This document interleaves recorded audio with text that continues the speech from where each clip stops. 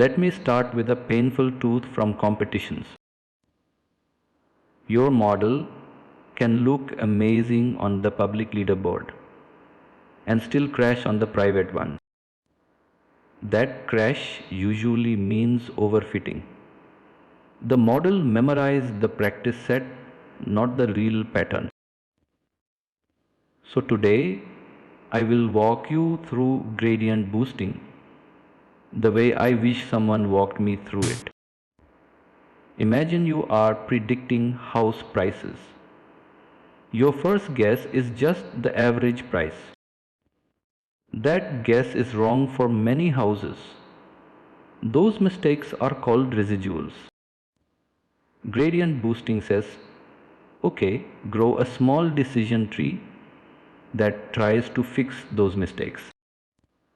Then grow another tree that fixes what is still wrong, and another. Slowly, the team gets smarter. Here is the key idea in plain words. Each new tree learns the leftover error, not the whole answer from scratch. Mathematically, we follow the negative gradient of the loss. Fancy name. Simple meaning. Move where the error shrinks fastest. For squared error, that leftover is just actual minus prediction. Easy to picture.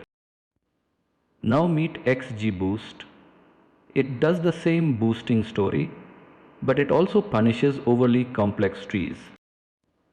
It shrinks leaf weights. It charges a cost for extra leaves. That is how it fights overfitting. Think of it like a coach who says improve, but do not memorize every weird house in the training data. Light GBM is a close cousin. It often grows leaf by leaf, picking the split with the biggest gain. It also bins features so big tables can train faster. Just keep an eye on numb leaves or it can overfit too. Comedy alert. If you only tune for the public score, you are studying the practice quiz and skipping the real exam. Here is what I want you to do every competition. Plot train score and validation score side by side. Watch the gap between them. When train keeps improving but validation stalls, stop. That gap is your warning light. Then simplify. Lower the learning rate. Use subsample. Cap max depth. Trust early stopping. Sometimes the contest metric is weird.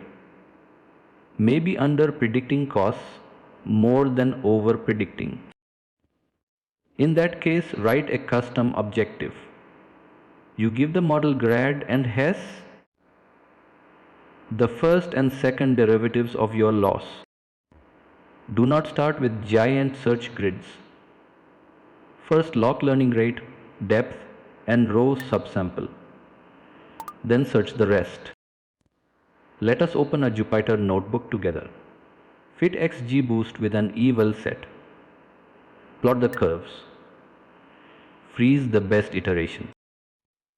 Then in VS Code, write a tiny squared error objective yourself so grad and Hess stop feeling magical. One picture to keep. Start simple. Boost the leftovers. Regularize, watch the gap. Custom loss only when you need it. Then submit calmly.